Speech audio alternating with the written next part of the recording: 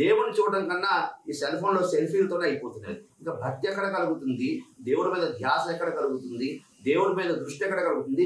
మనస్సు ఎలా నిగ్రహంగా ఉంటుంది? మనస్సుని దేవుడితో మమైకం చేసుకునే విధానం ఎక్కడ ఉంటుంది? ఆ యొక్క చింతన ఎక్కడ కలుగుతుంది? కాబట్టి సెల్ ఫోన్ దేవాలయంలో అడుగు పెట్టిన మరుక్షణం, ఎందుకంటే ఆ దేవాలయం కొన్ని సెల్ఫీల విషయాలు పక్కన పెడితే ఆ దేవాలయంలోకి అడుగు పెట్టిన వెంటనే ఫోన్ వస్తుంది. ఇంకా ఆ ఫోన్లో తాపత్రయాల్లో ఉంటే ఇంకా దేవుడి అనుగ్రహం మన మీద ఎప్పుడు కలుగుతుంది? కాబట్టి దేవాలయానికి అడుగు పెట్టిన మరుక్షణం ఆ సెల్ ఫోన్ కాస్త పక్కన పెట్టి చక్కగా దేవాలయ ఇది శాస్త్రంలో లేనప్పటికీ ప్రస్తుత కలియుగంలో ఉన్నటువంటి శాస్త్రపరంగా ఇది ఖచ్చితంగా పాటించాల్సినటువంటి నియమం.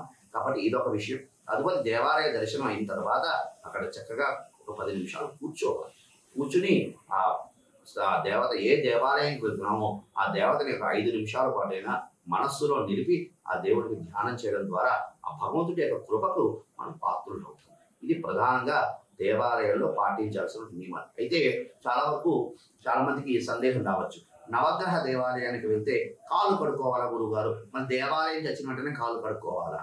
అయితే నవగ్రహ దేవాలయానికి వెళ్ళి స్నానం చేయాలా? వెళ్తే అక్కడ దీపారాధన చేసి స్నానం చేయాలా? మరి అక్కడ నియమాలు ఏమిటి పాటించాలి అని డౌట్ రావచ్చు. అయితే నవగ్రహ గుడికి వెళ్తే తైలాభిషేకం చేస్తేనే స్నానం చేయాలి, కానీ మామూలుగా నవగ్రహ ఆలయంలోకి వెళ్ళి దీపారాధన చేస్తే చక్కగా కాలు చేతులు కడుకుని వాళ్ళ నిత్య కార్యక్రమాలు నిత్యానుష్ఠానాలు చేసుకోవచ్చు.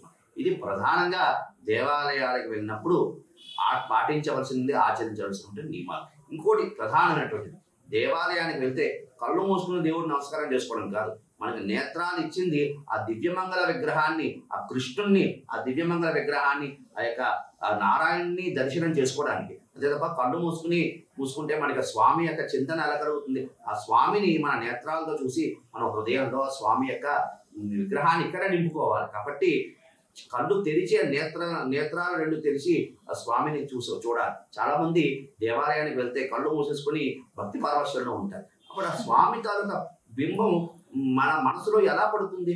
పడదు కదా. ఆ స్వామి తాలూకా ఫోటో మన మనస్సులో పడాలి. కాబట్టి నేత్రాలు 2 కూడా తెరిచి స్వామిని చూసి నమస్కారం చేసుకుని